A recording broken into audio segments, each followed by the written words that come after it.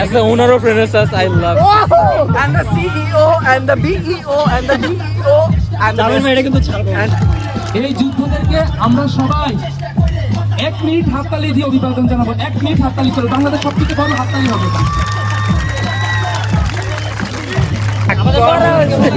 কেমন লাগছে?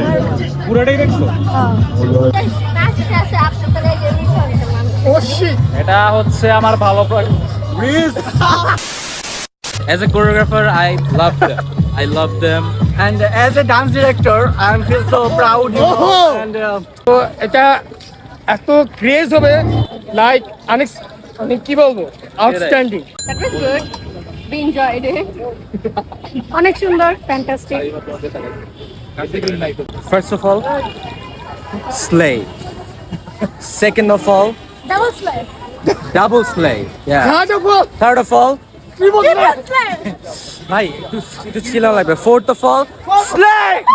The dance performances. Again, I love that. As the owner of Renaissance.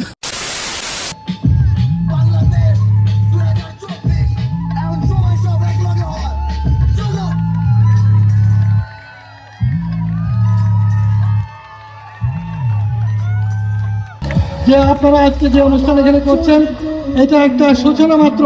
এটা প্রত্যেকটা ইনস্টিটিউশনে, প্রত্যেকটা স্কুল কলেজে বিশ্ববিদ্যালয় হওয়া উচিত।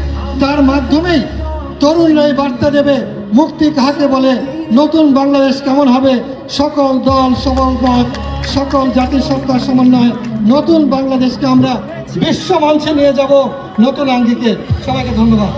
নাচ শুধু বিনোদনের মাধ্যম, শুধু আনন্দ ফুর্তি নাচ মানে, কিন্তু নাচ যে একটা অন্যায় বা প্রতিবাদের মাধ্যম হতে পারে এটা আমরা ভাবি না। কারণ আমরা 71-এ দেখেছি যে স্বাধীন বাংলা বেতার কেন্দ্র বা কনসার্ট ফর বাংলাদেশ অনেক কিছু হয়েছিলেন যাতে আমাদের মুক্তিযোদ্ধাদের ইন্সপাইরেশন দিয়েছে। অনেক ব্যাপার থাকে যে আমরা সরাসরি মুখে বলতে পারি না, ভয় পাই, যেমন ফ্রিডম স্পিচ একটা ব্যাপার ছিল।